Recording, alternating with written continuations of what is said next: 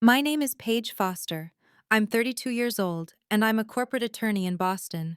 3 weeks ago, my mother stood at my brother's rehearsal dinner with a microphone in her hand, ready to announce to 50 guests that I was no longer part of our family. My crime? Refusing to pay $50,000 for a wedding I wasn't even in. But that's not the real story.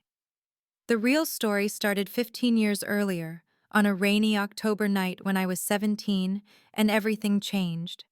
A car accident, my brother in the hospital, and a guilt so heavy I've carried it every single day since, until I discovered the truth they'd been hiding from me all along. Before I tell you what happened when my mother reached for that microphone and what I pulled from my bag in response, please take a moment to like and subscribe, but only if you genuinely enjoy this story. I'd also love to know where you're watching from and what time it is there. There's something comforting about knowing I'm not alone in this. Here's what you need to understand. I've spent half my life believing I destroyed my brother's future. I've paid for it in every way possible, emotionally, financially, and in the quiet shame that follows you into every family gathering. My mother made sure I never forgot. My father's silence confirmed it, and my brother's injuries were the evidence I couldn't argue with. But 3 weeks before his wedding, when my mother demanded that $50,000 as the least I could do, something inside me finally broke. Not in the way you might think, not with anger or rebellion. It broke open. And in that opening, I started asking questions I should have asked 15 years ago. What I found changed everything.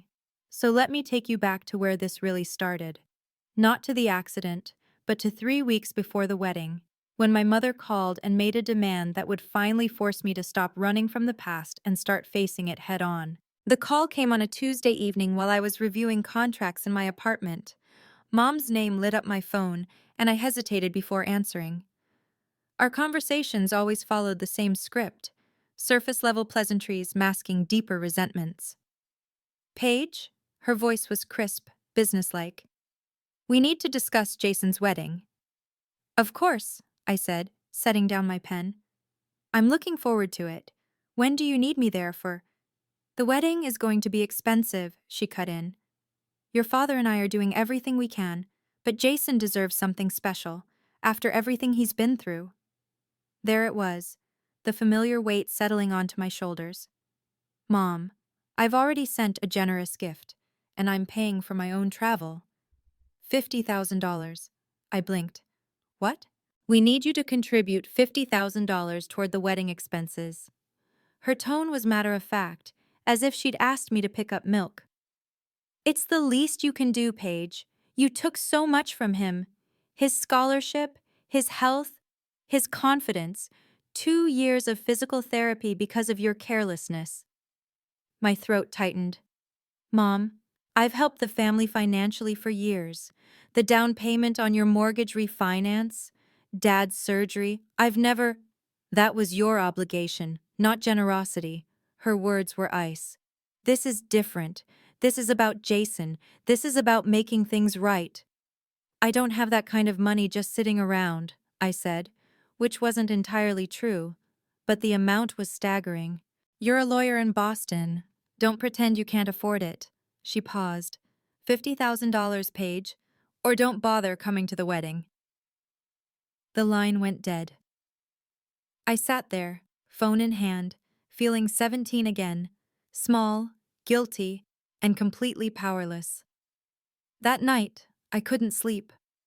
My mother's words echoed in the dark, pulling me back to the night that had defined my entire adult life.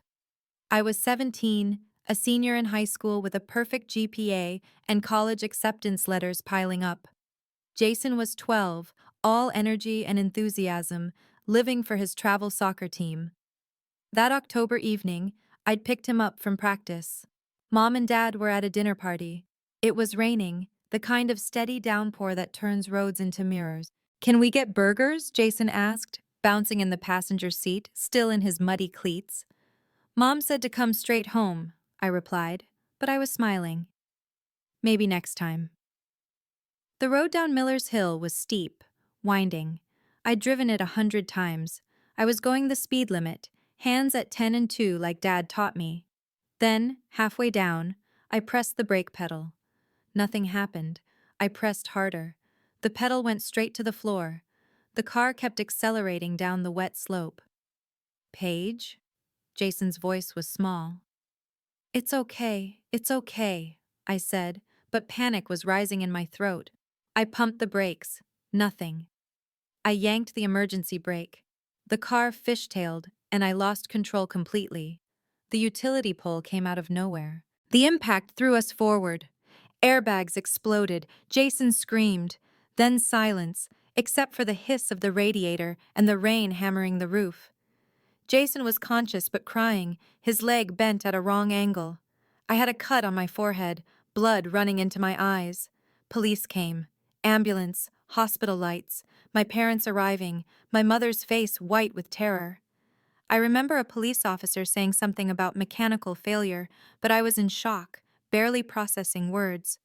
What I remember most clearly was my mother in the hospital hallway, not looking at me, saying to my father, she was going too fast, she wasn't paying attention, and I believed her.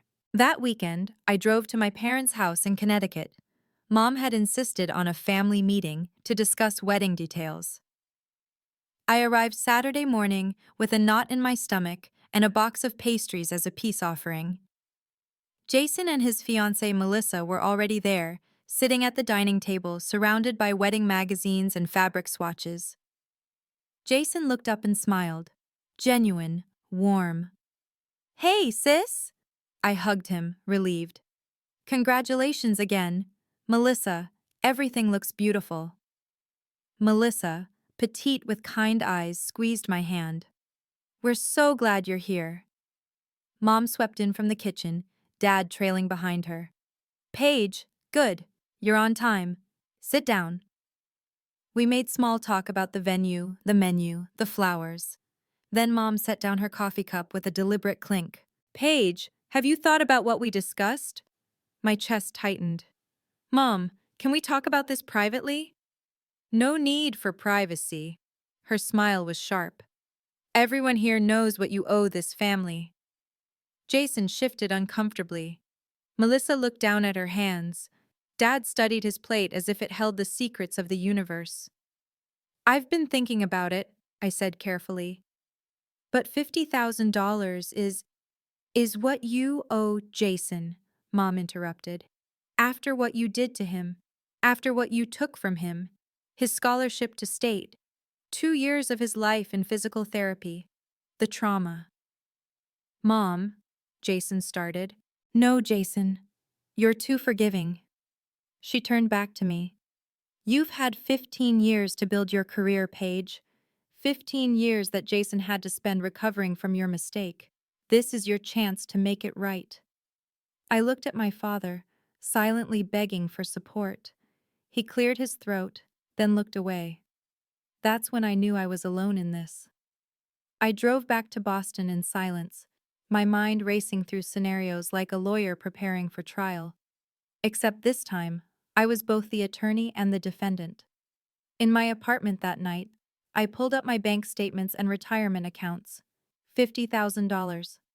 It was possible. Barely. It would wipe out most of my emergency fund and a chunk of my savings. A year of careful budgeting gone. But it wasn't really about the money. If I paid, I would be confirming what my mother had always claimed, that I owed them. That my success was built on Jason's suffering, that I would never be free of that debt because there would always be another demand, another reminder, another way to keep me tethered to my guilt. If I didn't pay, Mom would make good on her threat. She'd tell everyone at the wedding, extended family, Jason's friends, colleagues from his accounting firm. Some of those people were connected to my professional network. The story would spread. Paige Foster, the selfish sister who refused to help her brother after ruining his life. I'd lose my connection to Jason. We'd grown closer over the past few years, careful conversations that avoided the minefield of the past. He was the only family member I still loved without reservation. Worse, I'd be confirming my mother's narrative, that I was selfish, ungrateful, still the careless teenager who'd hurt her brother. I sat at my kitchen table, laptop open, staring at the numbers. The apartment was quiet except for the hum of the refrigerator and distant traffic. This wasn't about $50,000. It was about control. It was about keeping me in my place, forever guilty, forever paying, forever less than. The question was, what was I willing to sacrifice to break free? 2 days later, I called Jason. He answered on the third ring, slightly out of breath. Paige, hey, sorry, just got back from a run. What's up? I paced my living room, phone pressed to my ear. Jason, I need to ask you something, and I need you to be honest with me. Okay. His tone shifted, cautious. Do you actually want me to pay $50,000 for your wedding? Silence. Then, Paige, I didn't ask for that. Mom just. She thinks it's fair. Fair? I stopped pacing. Jason, you're doing great. You have a successful career. You're getting married. What did you really lose? I lost 2 years of rehab, Paige. His voice was quiet but firm. I lost my scholarship to state. I lost. The insurance covered all the medical bills. I checked. And you got a better scholarship to Northeastern a year later. You graduated with honors. That's not the point. Then what is the point? I pressed. Because from where I'm standing, I've spent 15 years apologizing for something that happened when I was a kid. I've helped mom and dad financially more times than I can count. And now I'm supposed to bankrupt myself to prove I'm sorry? You're not bankrupting yourself. You're a lawyer. That's what Mom said. Another silence. Then Jason sighed. Look, I don't want to argue about this. Mom says you owe us. I don't know all the details about money and insurance. I just know what happened that night changed my life. It changed mine too, I said softly. I don't want drama at my wedding, Paige. Just do what Mom asks, okay? For me. The line went dead before I could respond. I stood there, phone in hand, realizing that Jason wasn't my enemy, but he wasn't my ally either. He'd believed the family story for too long to question it now. The texts started the next morning. Mom. Have you made the transfer yet? I ignored it. By afternoon, another arrived. Mom. Jason's counting on you. Don't let him down again. I was in a client meeting when my phone buzzed with the third message. Mom. Your father is very disappointed. That evening I finally responded. Mom, I need more time to think about this. Her reply was instant. There's nothing to think about. You owe us. Over the next week, the messages came daily, sometimes twice a day. Mom. Don't embarrass us, Paige. Mom. This is about family, or doesn't that matter to you? Mom. 2 weeks until the rehearsal dinner. I tried to reason with her. I've helped this family for years. I paid $15,000 for Dad's surgery. I covered 6 months of your mortgage payments when Dad was out of work. Mom. That was separate. This is about Jason, about what you did to him. Mom, this isn't fair. Mom. Fair? You want to talk about fair after what you did? The messages were like water torture, constant, relentless, wearing me down. I started dreading the buzz of my phone. Each notification was another weight added to the guilt I'd carried since I was 17. A week before the wedding, the final message arrived. Mom. You have until the rehearsal dinner to make this right. After that, everyone will know what kind of daughter you are, what kind of sister you are. I'll make sure of it. I stared at the screen, hands shaking. This was it. The ultimatum. Pay up or be publicly shamed in front of 50 people. Family, friends, Jason's colleagues, some of whom knew my clients, some of whom moved in my professional circles. I had 7 days to decide who I was going to be. The next day, I met my best friend Sarah at our usual coffee shop in Cambridge. Sarah was a social worker who'd heard every family dysfunction story imaginable. If anyone could give me perspective, it was her. I told her everything: the accident, the 15 years of guilt, the demand for $50,000, the threats. Sarah listened without interrupting, her hands wrapped around her latte. When I finished, she was quiet for a long moment. "Paige, this is financial abuse," she said finally, "and emotional blackmail." I blinked. "That's a strong word." "It's the accurate word." She leaned forward. "Your mother is using guilt and public shame to extort money from you. That's not a family disagreement. That's abuse." "But what if I'm wrong?" The question tumbled out before I could stop it. What if I really did ruin Jason's life? What if— Did you? Sarah's gaze was steady. Or did they tell you that so many times you believed it? I opened my mouth to respond, then closed it. I didn't know how to answer. "Paige, I want you to do something for me." Sarah pulled out her phone. "I want you to get the police report from that accident. The actual official report. Not what your parents told you. Not what you remember through the lens of trauma. The facts." "It was 15 years ago. Police reports are public record. You can request a copy." She reached across the table and squeezed my hand. "Get the facts. Then decide. But stop carrying guilt for something you might not have done." I drove home with Sarah's words echoing in my head. The facts. When was the last time I'd looked at the actual facts instead of the story I'd been told? That night, I Googled the county records office. They were open until 4 on weekdays. I had 5 days until the rehearsal dinner. The county records office was in a squat brick building 20 minutes from my parents' house. I took a half day off work, telling my assistant I had a personal matter to handle. The clerk behind the counter looked bored. "How can I help you?" "I need a copy of a police report from 15 years ago. October 2010. Single vehicle accident on Millers Hill Road." She typed slowly into her computer. "Name?" "Paige Foster. I was the driver." More typing. The clock on the wall ticked. My heart hammered. "Found it. That'll be $15 for the copy." My hands trembled as I handed her my credit card. She disappeared into a back room. 5 minutes felt like an hour. When she returned, she handed me a manila envelope. "Have a good day." I walked to my car on autopilot, the envelope burning in my hands.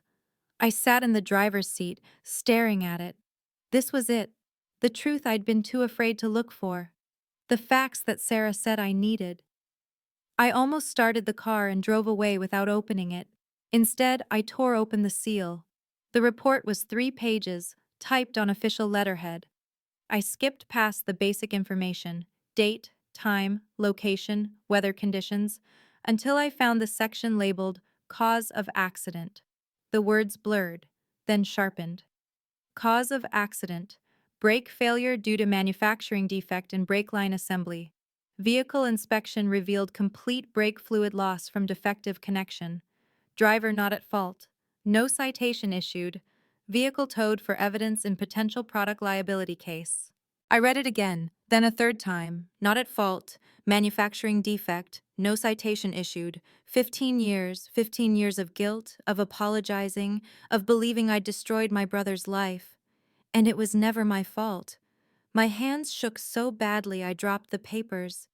They scattered across the passenger seat, evidence of a truth my parents had never told me. The question was, did they know? I drove straight to my parents' house. Mom's car wasn't in the driveway. She'd be at her book club. Dad's truck was parked in the garage. I found him in his workshop, sanding a piece of wood for one of his furniture projects. He looked up when I entered, surprise crossing his face. "Paige?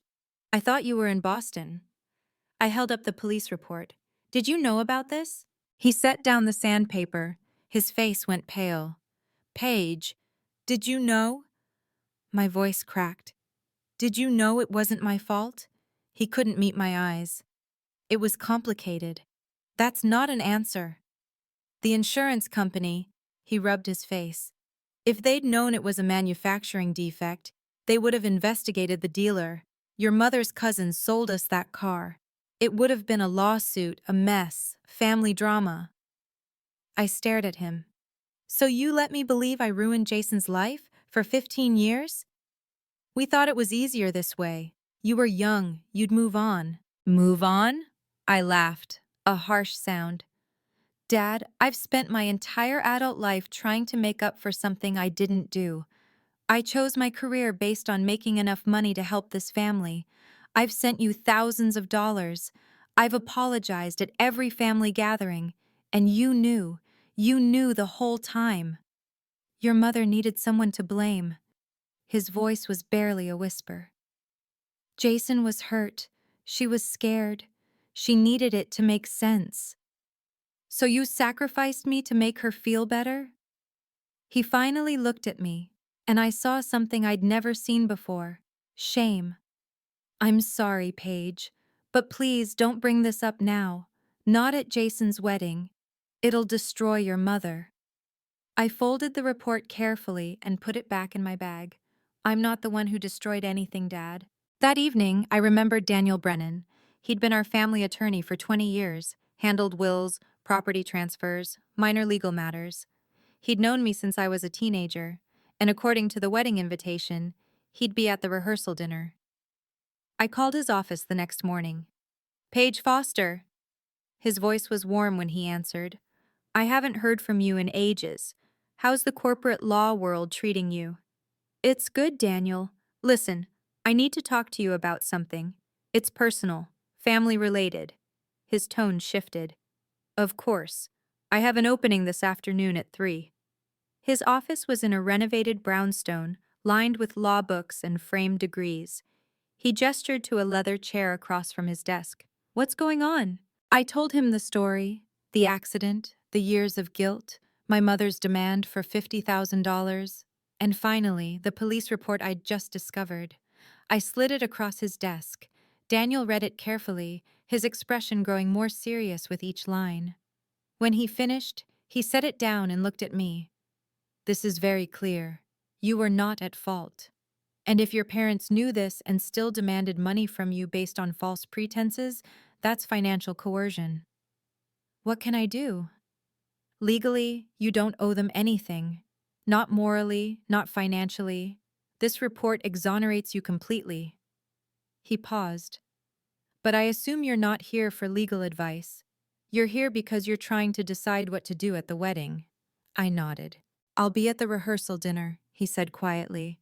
If you need someone to verify this document, someone with legal standing to confirm its authenticity, I'm here.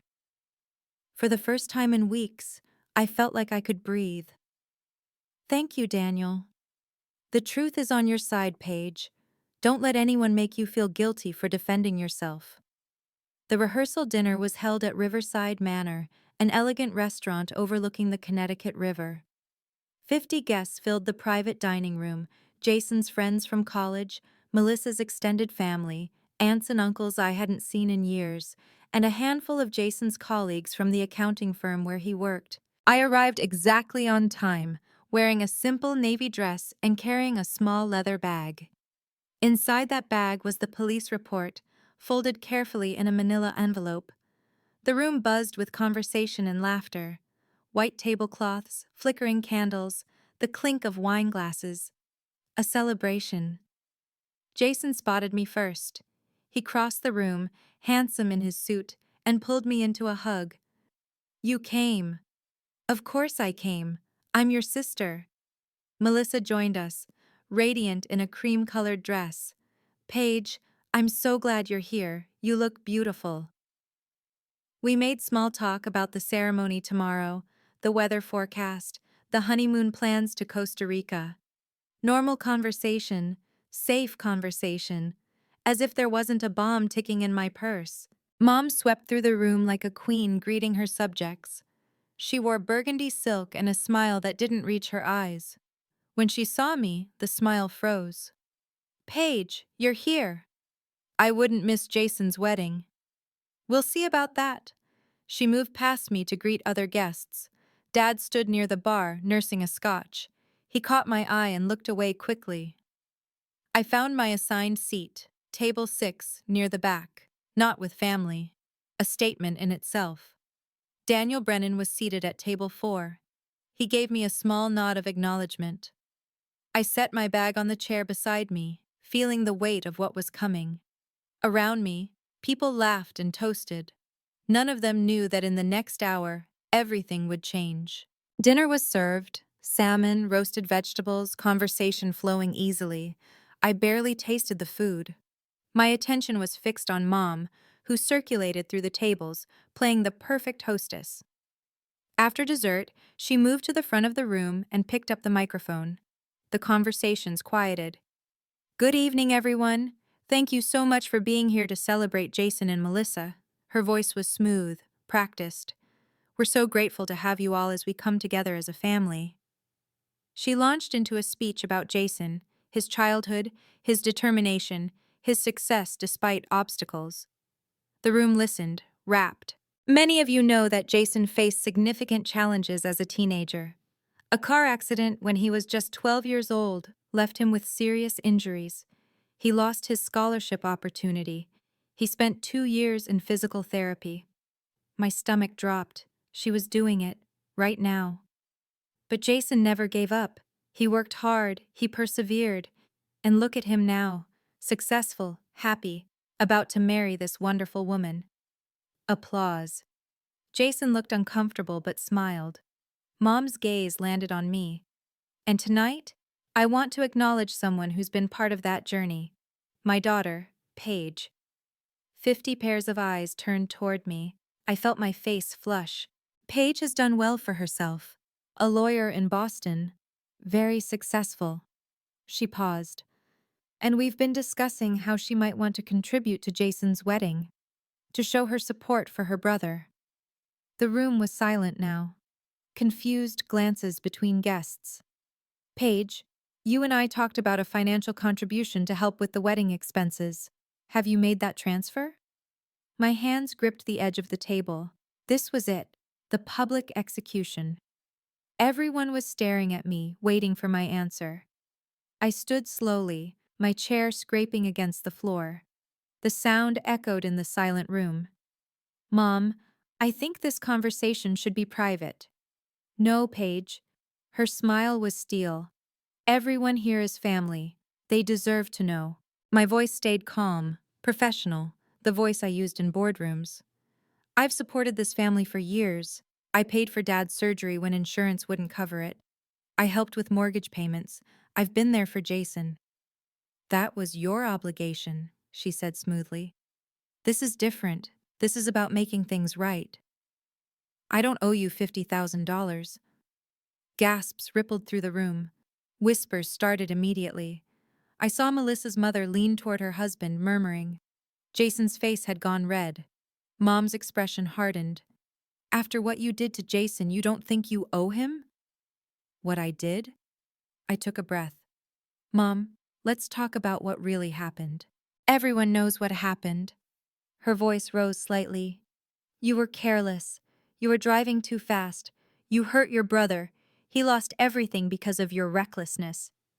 "That's not the whole truth." The room was electric now. People had stopped pretending not to listen. This was better than any reality TV show, a real family drama unfolding in real time. "What are you suggesting?" Mom's knuckles were white around the microphone. "That you're not responsible? That Jason's injuries weren't your fault?" "I'm suggesting that there's more to the story than what you've been telling people for 15 years. Jason stood up. "Paige, please." But Mom cut him off.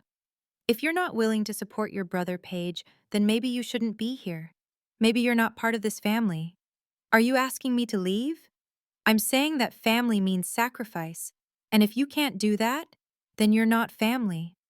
The room held its breath. I could feel the weight of 50 people watching, judging, trying to figure out who was right and who was wrong. Mom turned to address the guests, her voice carrying that particular tone she used when she wanted sympathy. "I apologize for this disruption. My daughter has always been difficult when it comes to taking responsibility." "Mom, that's not fair." "Fair?" She spun back to me. "You want to talk about fair? Your brother spent 2 years learning to walk properly again. 2 years of his childhood. Gone. And you've spent 15 years building a career, living in a nice apartment, traveling. You've had everything he lost." That's not true, I said quietly. Jason has a great career. He's happy. He's successful. Because he worked twice as hard to overcome what you did to him. Her voice cracked with emotion. Real or performed, I couldn't tell anymore. And now, when he's finally having his moment, you can't even do this one thing for him? Jason stood again, his voice strained. Mom, please, let's not do this now. No, Jason, you've been too kind to her, too forgiving. She looked back at the crowd. My daughter has refused to help her brother after everything he's been through because of her. She has the money. She just doesn't care enough to do the right thing. I saw it then, the shift in some people's faces, disappointment, judgment. My Aunt Margaret shook her head sadly. One of Jason's groomsmen whispered something to his date. Mom held the microphone like a weapon. So, Paige, what will it be? Are you family, or are you not? This was the moment, the point of no return. I reached for my bag. I know this is a lot to take in. It was for me too. If you're feeling the same shock and anger I felt in that moment, please hit the like button and subscribe. I want to hear your thoughts. Have you ever discovered a family secret that changed everything? Drop your story in the comments below. And stick with me, because what happened next at that rehearsal dinner was something I never could have imagined. Now, back to what happened when I reached into my bag. I opened my bag and pulled out the manila envelope. My hands were steady now. Funny how clarity feels once you stop running from the truth. I am family, Mom, but I won't be manipulated anymore. I removed the police report and held it up so the room could see the official letterhead. This is the police report from the accident 15 years ago. The official report that I only saw for the first time last week. Mom's face went pale. Paige, this isn't the time. This is exactly the time. I opened the report and read aloud, my voice clear and professional. Cause of accident, brake failure due to manufacturing defect in brake line assembly. Driver not at fault. No citation issued. Complete silence. Not a fork clinked. Not a chair shifted. I wasn't careless, I continued. I wasn't reckless. I wasn't speeding. The car had a defective brake line. The brakes failed completely. I was 17 years old and I did everything I could to avoid that crash. I looked around the room, meeting eyes. I was never at fault. The police knew it. The insurance company knew it. And I've spent 15 years believing I destroyed my brother's life when it was never, ever my fault. Jason's face was frozen in shock. Melissa had her hand over her mouth. Mom tried to recover. Paige, you're taking this out of context. There's no context that changes these facts. I held up the report again. This is an official police document. It's a matter of public record. Anyone in this room can request a copy and verify every word. I turned to face her fully. You knew, didn't you, Mom? You knew it wasn't my fault, and you let me carry that guilt anyway. Daniel Brennan stood from his table. May I see that, Paige? I walked over and handed him the report. The room watched as he examined it, his lawyer's eyes scanning every line. He nodded slowly. This is an official police report from the Connecticut State Police. His voice carried the authority of 30 years practicing law. It's clear and unambiguous. The accident was caused by a mechanical defect in the vehicle's brake system. The investigating officer determined that the driver, Paige, was not at fault. No citation was issued. He looked at my parents. Eleanor, Richard, did you both know about this? Dad stared at his plate. Mom's mouth opened, then closed. This is a family matter, Daniel, Mom finally said, her voice tight. It's not your concern. Actually, Eleanor, it is my concern. Daniel's tone was firm, but not unkind. I'm your family attorney, and if you've been demanding money from Paige based on false information, information you knew was false, that's not a family disagreement. That's coercion. More whispers. I saw several people pulling out their phones, probably Googling whether what Daniel said was true. My Uncle Tom, Dad's brother, stood up. Eleanor, is this true? Did you know Paige wasn't at fault? It was complicated, Mom said, but her voice had lost its certainty. The insurance, the dealer was family. We didn't want... So you let your daughter believe she was responsible? Tom's voice was incredulous. For 15 years? We did what we thought was best for the family, Dad said quietly, finally speaking. We were trying to protect. Protect who? I asked. Because it wasn't me. The room erupted in conversation. Some people were angry, some confused. Some were looking at my parents with disappointment I'd never seen before. Jason sat frozen, staring at the table in front of him. Jason stood abruptly, his chair scraping back. His face was flushed, his hands shaking. Paige, his voice cracked. Is this true? I nodded, tears threatening for the first time. I just found out last week. I never knew, Jason. I thought it was my fault. I've thought that for 15 years. He turned to Mom, and I saw something break in his expression. Mom, did you know? Jason, sweetheart, it was complicated. The insurance situation. Did you know? Each word was deliberate, hard. Mom's silence was answer enough. Oh my God. Jason's hand went to his forehead. You let her think, all this time, you let Paige think she ruined my life? You were hurt, Mom said, her voice desperate now. I needed the truth. Jason's voice rose, something I'd rarely heard. I needed my sister, and you took that from both of us. He crossed the room to me, and I saw tears in his eyes. Paige, I'm so sorry. I didn't know. I swear to God, I didn't know. I know you didn't. My voice was barely a whisper. All those years, all those times Mom brought it up, made you feel guilty. He shook his head. I never asked for that. I never wanted that. Melissa appeared beside him, her hand on his arm. She looked at me with something like horror. Paige, I had no idea. No one told me any of this. It's okay, I said, though nothing felt okay. Jason looked back at our mother. I never wanted her money, Mom. I never asked for any of this. You did this. You created this whole thing. Mom stood rigid, her face a mask, but I could see the cracks forming. Around us, the whispers grew louder. Can you imagine carrying that guilt for 15 years, only to find out it was never yours to carry? If this story is hitting home for you, please like this video and subscribe. It really helps me share more stories like this. And tell me, would you have confronted your family publicly or handled it privately? I'm genuinely curious about your perspective. Drop your thoughts in the comments. Now, let me tell you what happened next. I turned back to my mother. The room was still buzzing, but I needed to say this. For me. Mom, I love you, but I won't let you control me with guilt anymore. Her eyes flashed. Paige, you're being dramatic. No, I'm being honest. My voice was calm, steady. I've spent 15 years trying to earn your forgiveness for something I didn't do. I've sent you money. I've apologized at every holiday. I've made my career choices based on being able to support this family. That ends tonight. You're going to throw away your family over this? Her voice wavered between anger and desperation. I'm not throwing away anything. I'm setting boundaries. I looked around the room, then back at her. You knew the truth, Mom. Dad knew the truth. And you chose to let me suffer because it was easier than dealing with the real situation. We were protecting the family, Dad said quietly. Your mother's cousin, the dealer. You were protecting your reputation, I corrected, at my expense. I took a breath.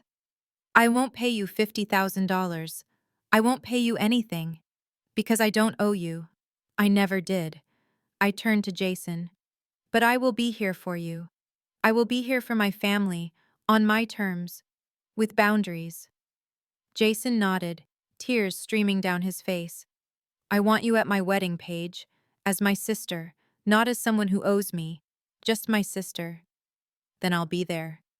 I smiled at him, the first genuine smile I'd felt in weeks. Congratulations, Jason. I'm happy for you. Melissa stepped forward and hugged me. Thank you for being honest, and thank you for being here for Jason. I looked at my mother one more time. I'm not walking away from this family, but I'm walking away from the guilt you've used to control me. Mom stood frozen, the microphone still in her hand. Her face had gone from pale to flushed, her carefully constructed composure crumbling. "You're making a scene," she said, but her voice lacked conviction. "You made the scene, Eleanor."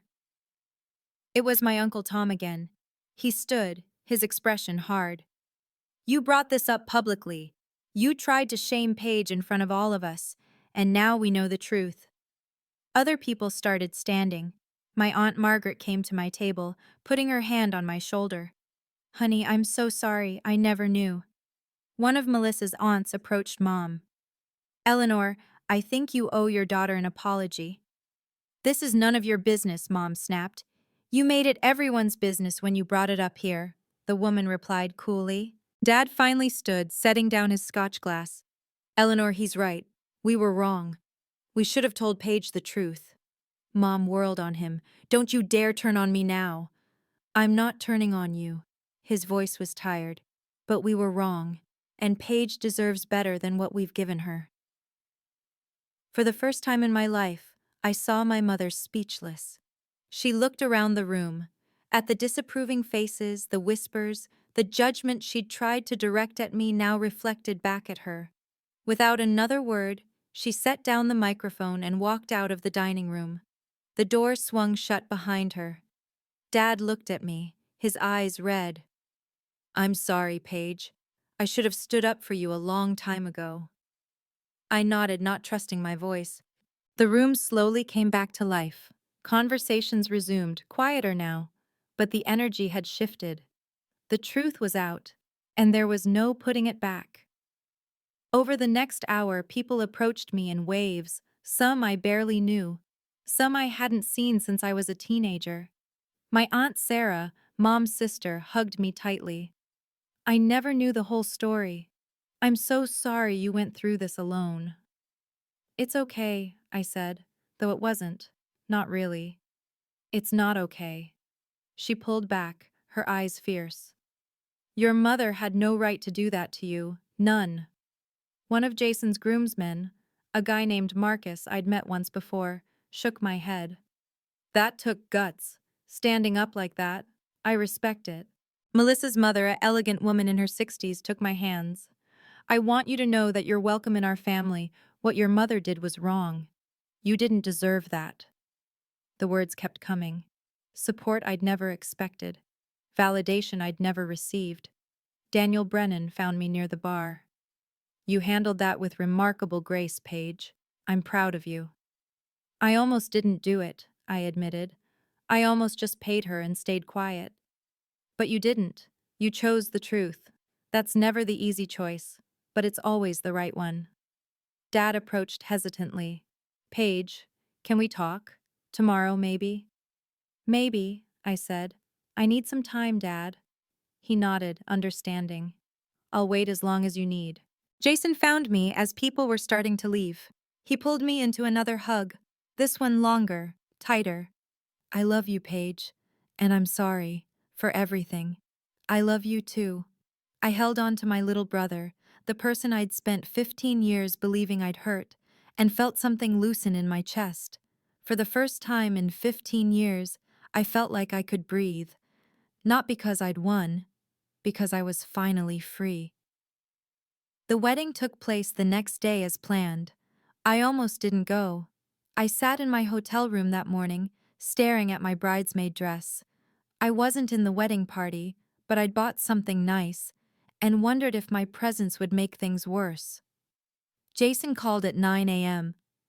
"Please come, please, I need you there." So I went. The ceremony was at a small chapel surrounded by gardens. The same guests from the night before filled the pews, but the energy was different. Quieter. More genuine somehow. Mom was there, sitting in the front row with Dad. She wore a lavender dress and a carefully neutral expression. When I entered, she looked away.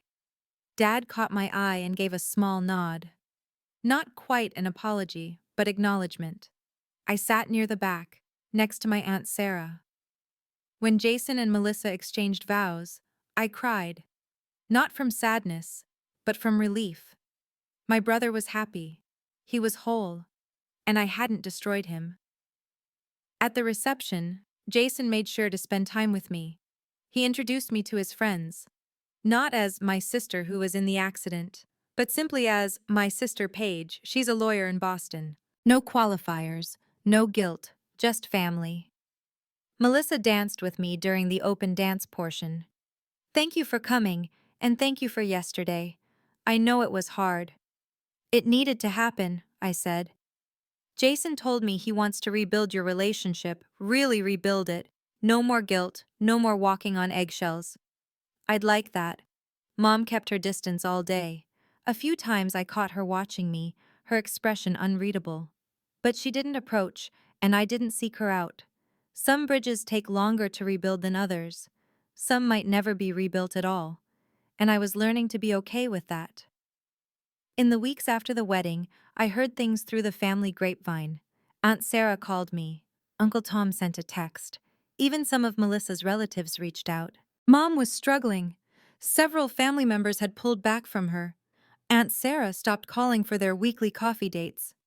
Uncle Tom told Dad he was disappointed in how Mom had handled things. Some of the cousins were asking questions about what really happened 15 years ago. Mom's carefully curated image as the perfect mother, the family matriarch, had cracked. People were seeing her differently now. Your mother's having a hard time, Dad told me during one of our careful phone conversations. We were rebuilding our relationship slowly, tentatively. She's not handling the fallout well. I didn't do this to hurt her, I said. I know, but she's lost something she valued, control over the family narrative. Part of me felt sad for her. Despite everything, she was still my mother. But I also knew I couldn't sacrifice my peace to protect her image. Has she said anything? I asked. About apologizing? Dad was quiet for a moment. No. She's not there yet. Maybe she never will be. I can't wait for her anymore, Dad. I can't keep putting my life on hold hoping she'll change. I understand. And I don't blame you. The truth was, Mom's reputation in the family had taken a hit, but she hadn't been ostracized. People still invited her to events, still included her in family gatherings. They just treated her with more caution now, more distance. She'd have to live with the consequences of her choices, just like I'd lived with the consequences of hers for 15 years. The difference was, my consequences were based on a lie. Hers were based on the truth. I'd worried that the family drama would affect my professional life. Some of Jason's colleagues had been at the dinner. A few of my clients had connections to my parents' social circle. But the opposite happened. 2 weeks after the wedding, one of my clients, a CEO whose company I'd helped with a merger, called me into his office. I heard about what happened at your brother's wedding, he said. My stomach dropped. I apologize if that reflects poorly on... He held up a hand. You stood up for yourself. You presented facts. You handled a difficult situation with professionalism and dignity. He leaned back in his chair. That takes courage. The kind of courage I want in my legal team. I blinked. Thank you. I'm recommending you for lead counsel on the Peterson acquisition. It's a big case, high profile, and I trust you to handle it. A colleague pulled me aside at a networking event. I heard what you went through with your family. I'm sorry that happened, but I'm glad you stood up for yourself. Too many people let family dynamics compromise their integrity. Even my managing partner commented, Foster, whatever's going on in your personal life, you're handling it well. Your work hasn't slipped. That's impressive. I realized something important. Standing up for myself hadn't damaged my reputation. If anything, it had strengthened it. People respected boundaries. They respected someone who could navigate difficult situations with grace and facts. The truth had protected me in ways I hadn't expected. My professional life wasn't just intact, it was stronger. I'd proven I could handle pressure, stand by my principles, and maintain my composure, even when everything was falling apart. Those were exactly the qualities my clients needed in an attorney. 3 months after the wedding, I sat in my apartment on a quiet Sunday morning, coffee in hand, looking out at the Boston skyline. I'd spent so much of my life running from that night 15 years ago, running from the guilt, from the shame, from the belief that I'd destroyed something precious and could never make it right. But the guilt had never been mine to carry. I'd built my entire adult identity around being the person who owed everyone, who had to prove her worth, who could never do enough to make up for her mistakes. Except there was no mistake. There was a mechanical failure, and a family who chose to let me believe I was responsible. The revelation hadn't magically fixed everything. I still had moments of doubt, still caught myself apologizing unnecessarily, still felt that old familiar pull toward guilt when my phone rang with my mother's name. But I was learning that setting boundaries wasn't selfish, it was self-respect. Learning that love shouldn't require you to accept abuse.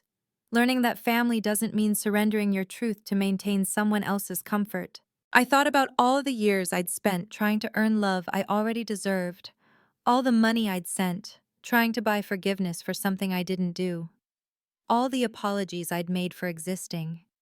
I wouldn't make that mistake again. The relationship with Mom might never heal. She hadn't apologized, hadn't acknowledged what she'd done. Maybe she never would. But I didn't need her apology anymore. I didn't need her approval. I had the truth. I had my integrity. I had relationships with family members who actually loved me without conditions. And I had something I hadn't felt since I was 17 years old: peace. Jason and I talked every week now. Real conversations, not the careful, guilt-laden exchanges we'd had for years. We met for dinner once a month when I drove down to Connecticut. "I've been thinking about the accident a lot," he told me over burgers one evening. "I don't remember much from that night. I was 12, I was hurt, I was scared. But I do remember you holding my hand in the ambulance." "You do?" "Yeah. You kept saying it's okay, even though you were bleeding and crying." He looked at me. "You were trying to protect me, even then." "I'm your big sister. That's my job." "Mom made it seem like you were careless, reckless. But that's not who you are. That's not who you've ever been." We were building something new, something not based on guilt or obligation, but on genuine affection. Dad and I were working on our relationship too, slowly. He'd started therapy, which surprised me. "I need to understand why I stayed silent for so long," he explained. "Why I let your mother control the narrative." "I appreciate that, Dad. I can't undo the past, but I want to be better. For you, for Jason, for myself." Mom remained distant. We'd exchanged exactly 3 text messages since the wedding. Polite, brief, carefully neutral. I'd stopped waiting for her to change. Stopped hoping for the apology I knew wouldn't come. Instead, I'd set clear boundaries. I would attend family events. I would be civil, but I would leave immediately if she tried to manipulate or guilt me. No arguments, no explanations, just boundaries. And the remarkable thing, it worked. She'd tested them once, making a comment about family loyalty at Thanksgiving. I'd stood up, said goodbye to everyone else, and left. She hadn't tried again. So here's what I want you to know. If you're carrying guilt for something you didn't do, it's not your burden to carry. You don't owe anyone your peace. Not your parents, not your siblings, not anyone. I spent 15 years believing I was broken, believing I owed an unpayable debt, believing I had to earn love through constant apology and financial sacrifice. And it was all based on a lie. Not a lie I told, but a lie that was told about me. Setting boundaries doesn't make you selfish. It makes you strong. It makes you healthy. It makes you whole. If you're in a situation where someone is using guilt to control you, I want you to do something for me. Get the facts. Look at the evidence. Don't just accept the story you've been told, especially if that story makes you the villain. The truth will set you free. It won't always be comfortable. It might cost you relationships with people who prefer the lie. but it will give you something more valuable than approval: integrity. I'm still healing. I probably will be for a long time. The scars from 15 years of false guilt don't disappear overnight. But I'm free. I'm finally, genuinely free. I have a relationship with my brother that's based on love, not obligation. I have a career I'm proud of. I have boundaries that protect my peace. And I have the truth. That's worth more than $50,000. It's worth more than my mother's approval. It's worth everything. You deserve respect, even from the people who are supposed to love you most. Especially from them. Don't let anyone convince you otherwise. Thank you for listening to my story. If it resonated with you, please like this video and subscribe. I share stories about boundaries, family dynamics, and finding your voice. Now I want to hear from you.